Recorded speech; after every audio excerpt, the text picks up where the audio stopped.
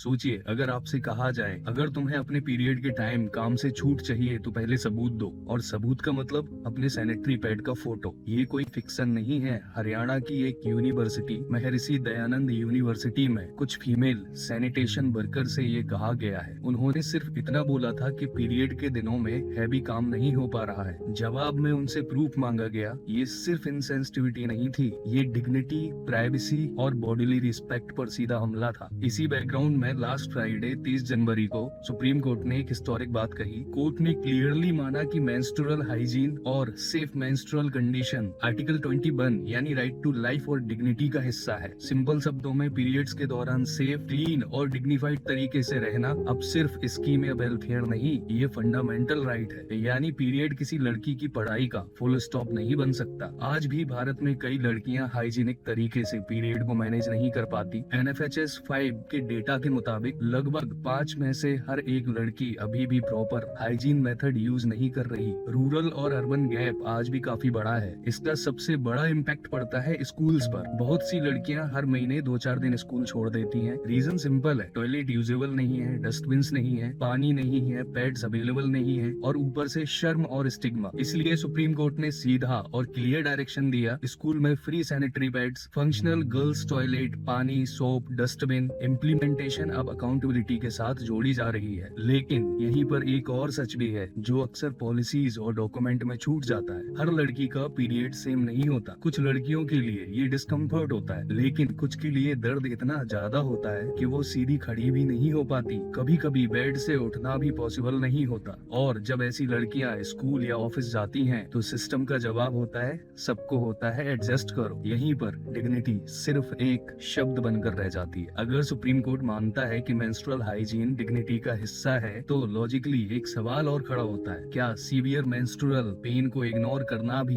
Dignity के खिलाफ नहीं है? स्कूल में अगर किसी लड़की को इंटेंस पेन हो, उसे रेस्ट रूम, मेडिकल हेल्प और एकेडमिक फ्लेक्सिबिलिटी मिलनी ही चाहिए। ऑफिस में हर लड़की के लिए ब्लैंकेट पीरियड लीव प्रैक्टिकल नहीं है, लेकिन जिन्हें सच में सीवियर पेन होता है उनके लिए flexible hours, work from home या शॉर्ट मेडिकल लीव मिलना चाहिए। आज इंडिया में मेंस्ट्रुअल पेन को लेकर कोई clear national work place guideline नहीं है। कुछ कंपनीज देती हैं, लेकिन ज्यादातर केस में सब कुछ एम्प्लॉयर की मर्जी पर छोड़ दिया गया है। इसलिए ये जजमेंट सिर्फ पैड और टॉयलेट का जजमेंट नहीं है, ये एक लीगल फाउंडेशन है जहाँ से फ्यूचर में पेन, प्राइवेसी, बॉडीली ऑटोनॉमी और वर्क एक्सेस जैसे इशू भी कोर्ट के सामने आ सकते हैं। सुप्रीम कोर्ट का मैसेज सीधा है, लड़की की बॉडी नॉर्मल है, उसका बायोलॉजिकल प्रोसेस भी नॉर्मल है और उसकी डिग्निटी नॉन निगोशिएबल है। पैड मिलना जरूरी है, लेकिन जब दर्द ही न चलने दे तो पैड से डिग्निटी पूरी नहीं होती है।